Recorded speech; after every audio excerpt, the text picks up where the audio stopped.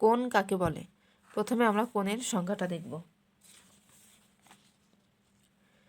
যদি দুইটি সরলরেখা পরস্পরের সাথে কোনো বিন্দুতে মিলিত হয় তবে মিলন বিন্দুতে কোণ উৎপন্ন হয়।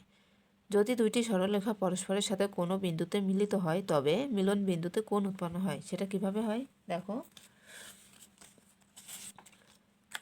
এই যে প্রথমে আমরা একটা সরলরেখা নিলাম, আমাদের দুইটা সরলরেখা লাগবে। প্রথম সরলরেখা নিলাম, তারপর দ্বিতীয়টা নিলাম। এই হচ্ছে প্রথম সরলরেখা, এটা হচ্ছে দ্বিতীয় সরলরেখা। এবার আমরা এই যে দুটো সরলরেখা এটা কি করব, একটি বিন্দুতে মিলিত করব। দেখো এই সরলরেখাটা যদি এমনভাবে কল্পনা করা যায়, এই যে এমনভাবে যদি প্রথম সরলরেখাটা কল্পনা করা যায় আর এই যে দ্বিতীয় সরলরেখাটা যদি এইভাবে কল্পনা করা যায় তাহলে তোমরা বুঝতে পারবে।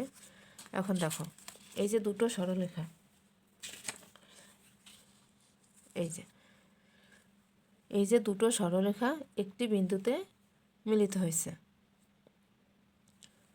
এই যে এই একটি সরলরেখা আর এই একটি সরলরেখা, এই দুটো সরলরেখা একটি বিন্দুতে মিলিত হয়েছে। এখন আমরা এই বিন্দুটার নাম যদি এ দিই তাহলে দেখো এখানে কিন্তু একটা কোণ উৎপন্ন হয়েছে। তার মানে প্রথম ও দ্বিতীয় সরলরেখার কোণ হবে এ।